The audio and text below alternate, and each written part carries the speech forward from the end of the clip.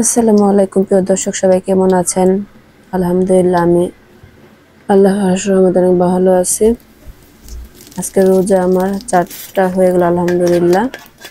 তো আজকে যেহেতু রোজার দিন আমি কি করব ফুল ব্লগটি সবাই দেখবেন।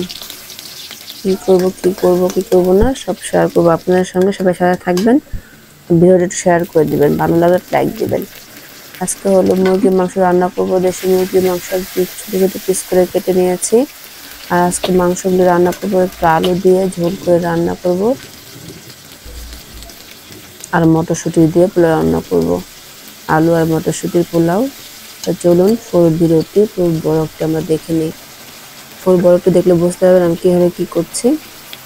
তো প্রথমে আমি মাংসগুলো কেটে ধুয়ে পরিষ্কার করে নিয়েছি। এখানে পরিমাণ মতো পেঁয়াজ কুচি, হালকা ভেজে আদা রসুনের পেস্ট, হলুদ মরিচের গুঁড়া, তারপরে হলো সব ধরনের মশলা একসঙ্গে ব্লেন্ডার করা, সব কিছু দিয়ে সুন্দর করে আমি মিক্স করে একটু কষিয়ে মশলাটাকে এখন মাংস দিয়ে আমি সুন্দর করে কষিয়ে নেব। মাংসগুলো সুন্দর করে কষিয়ে তারপর মাংসটা আমি রান্না করব। কীভাবে কি করছি সাথে থাকবেন সবাই। আর মাংসগুলো কষানো হয়ে গেলে এখানে আমি কিছু আলু দিয়ে দিলাম সুন্দর করে গোল গোল করে কেটে। আর গরম পানি পাশের চুলায় বসাই দিচ্ছি। এই গরম পানিটা দিয়ে মুরগির মাংসটা রান্না করব। আর এই দেশি মুরগি কিন্তু সহজে একটু সিদ্ধ হতে সময় লাগে, যার জন্য আমি গরম পানিটা দিয়ে মুরগির মাংসটাকে রান্না করছি। তো এখানে আমার পরিমাণ মতন গরম পানি দিয়ে দিলাম ঝোলের জন্য আর কি। ঝোল ছাড়া ভালো লাগবে না, আলু তরকারি একটু ঝোল হলে ভালো লাগে। এইভাবে মুরগির মাংস, দেশি মুরগির মাংস কিন্তু দেশি মুরগি হোক আর যে কোনো মুরগি হোক, একটু যদি সুন্দর করে কষিয়ে এভাবে গরম পানি দিয়ে ঝোল করে রান্না করা হয়, খেতে কিন্তু ভালোই লাগে। তো আমি এই কড়াইটা মাংসের কড়াইটা পাশের চুলা দিয়ে এই চুলায় আমি হলো মাংসগুলি রান্না করব, পোলাওটা রান্না করব। পোলাওটা এখানে মানে কীভাবে কী করছি ফুল ভিডিওটা সবাই দেখবেন। পোলাওর জন্য এখানে পেঁয়াজ কুচি পরিমাণ মতন দিয়ে আমি সুন্দর করে তেলও দিচ্ছি, সামান্য একটু ঘিও দিয়ে দিয়েছিলাম, এটা দেখাইনি। তো এখানে পরিমাণ মতন আমি পেঁয়াজটা ভেজে জাস্ট এখানে আলুটা দিয়ে দিলাম, একটু লবণ আর কিছু কাঁচামরিচ দিয়ে দিলাম। আর এটা আমি কিছুক্ষণ মানে ঢেকে আলুটাকে সিদ্ধ করে রান্না করে নেব। তারপর পোলার চালটা আমি এদিকে ধুয়ে পরিষ্কার করে নিচ্ছি, এদিকে মাংসটা হচ্ছে।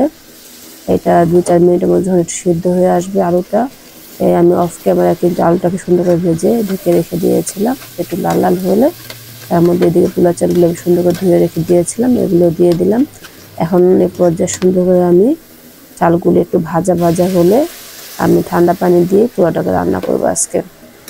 এখানে এখন আমি মটরশুঁটিগুলি যে রেখে দিয়েছিলাম 1 কাপ পরিমাণ, একটু বেশি করে মটরশুঁটিটা দিব। আর ফ্রোজেন ফ্রিজে ছিল আমার মটরশুঁটিটা, তো এটা আমার গড়ার প্রয়োজন নাই, যে বরফ ছিল মানে আইস সহ আমি দিয়ে দিলাম। আইসটা আমি আর মানে ধুয়ে নিইনি, দিয়ে আমি এখানে পরিমাণ মতো অল্প, যেহেতু চালটা আমার নতুন ছিল এই জন্য পানি অল্প দিয়ে আমি বসালাম। এদিকে মাংসটা আমার মোটামুটি অর্ধেকটা হয়ে গিয়েছে আর কি। মাংসটা হয়ে গিয়েছে, তারপর একটু দেখে নিলাম। আর অফ ক্যামেরায় কিন্তু আমি মানে আরও অনেকবার নাড়াচাড়া করে মানে ঝোলটা কমিয়ে নিয়েছি। এটা হলো নিজের ইচ্ছা মতো রান্না বাড়াটা, তো নিজের ইচ্ছা মতো যেভাবে পছন্দ করে খাওয়া দাওয়া ঠিক সেভাবেই আর করতে হবে। তো এদিক দিয়ে আমার ইফতারিও সময় হয়ে যাবে, যে এগুলি বসায় দিয়ে চলে আসলাম রুমে। একটু চিয়া সিড ভিজিয়ে রাখলাম, তো ভাবলাম যে একটু ট্যাংও মিক্স করে দিই। একটু ট্যাং মিক্স করে দিলে খেতে হয়তো ভালো লাগবে, এই জন্য একটু ট্যাং মিক্স করে দিলাম। আর এখানে কিছু ঠান্ডা পানি মিক্স করে দিছি, আর কিছু আইস কিউব দিয়ে দেবো।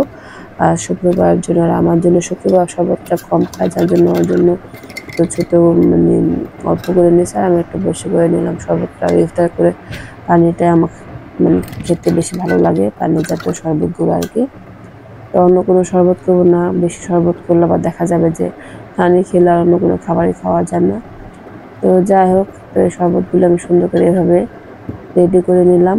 ইফতারদানি খুলে তারপর হলো আবার রান্না করে চলে যাব, যেহেতু আজান দিয়ে দিয়েছে। আমি আজকে কোনো ফল টল ইফতারিতে নিইনি, কারণ হলো প্রতিদিন না ফল খেতে ভালো লাগে না, তো এক এক দিন এক একটা খেতে আমার কাছে কেন জানি ভালো লাগে। তো ইফতার করে তারপর আবার রান্না করে চলে আসলাম। রান্না করে এসে সবকিছু নাড়াচাড়া করে আমি অফ ক্যামেরায় পোলাওটা সুন্দর করে রান্না করে নিলাম।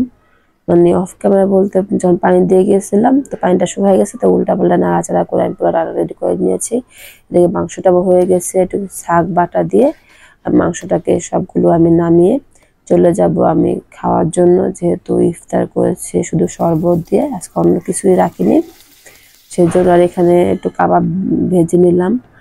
ভাবলাম যে যেহেতু মাংস মানে মুরগির মাংস শুধু, তো একটু কাবাব ভেজে চলে আসলাম খাবার রেডি করে খেতে। তো শুক্রবারকে বসা দিলাম খাওয়ার জন্য। তো আমাদের খাবারের প্লেট রেডি। তো কাবাবগুলো সবাই ওকে দিয়ে দিলাম, ও আমি আর কি খেতে বসছিলাম। ওর জন্য ও কাবাবটা অনেক পছন্দ করে, এর জন্য ওকে 2 পিস কাবাব দিয়েছিলাম। ওর জন্য একটু বেশি ভাজি, ও কাবাবটা অনেক পছন্দ করে তাই। তো ওকে বললাম তুমি খাবার শুরু করো। তো ওকে খাবার শুরু করতে বলে দিলাম। আমি বললাম তোমাকে খাবার শুরু করো, পরে দেন আমি শুরু করছি। তো ও খাবার, এইদিকে মুরগির মাংসটা কালারটা কত সুন্দর আসছে। আর মুরগির মাংসগুলো একটু ঝাল ঝাল করে লাল লাল করে রান্না করলে খেতে বেশি ভালো লাগে আমার কাছে। আর কাবাবটা কিন্তু অনেক মজা হয়েছিল। কাবাবটা যে আমি আগে বানিয়ে রেখে দিয়েছিলাম ডিপ ফ্রিজে, সেগুলোই আজকাল বানাইনি, ডিপে ফ্রোজেন করা ছিল সেটাই।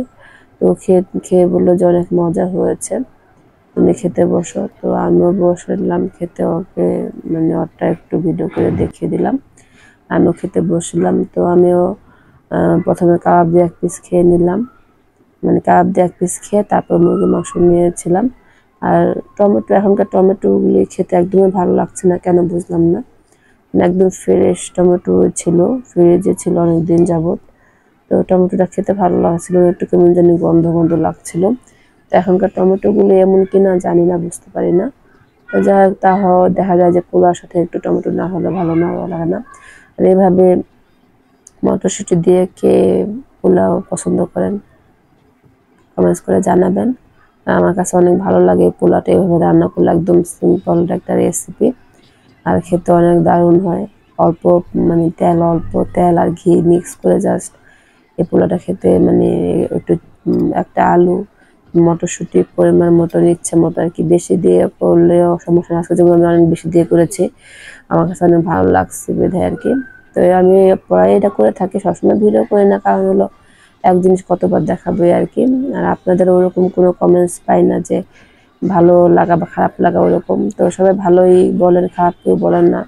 আলহামদুলিল্লাহ, এটা হয়তো বা ভালো লাগে বিধায় হয়তো বলেন। তো সবাইকে ধন্যবাদ আমাকে অনেক বেশি সাপোর্ট করার জন্য। সবসময় আমাকে এভাবে সাপোর্ট করে যাবেন সবাই। আর ভিডিওটা ভালো লাগলে শেয়ার করে দিবেন, আর অবশ্যই এটা লাইক দিয়ে দিবেন। তো দেশি মুরগির মাংসগুলো এত শক্ত হয়, খেতেও অনেক মজা লাগে আমার কাছে। তো যাই হোক, আলহামদুলিল্লাহ আজকে রোজাটা 4টা রোজা কমপ্লিট হয়ে গেল। তো আজকে সবাই ভালো থাকবে, আমার জন্য দোয়া করুন। আসসালামু আলাইকুম সবাই।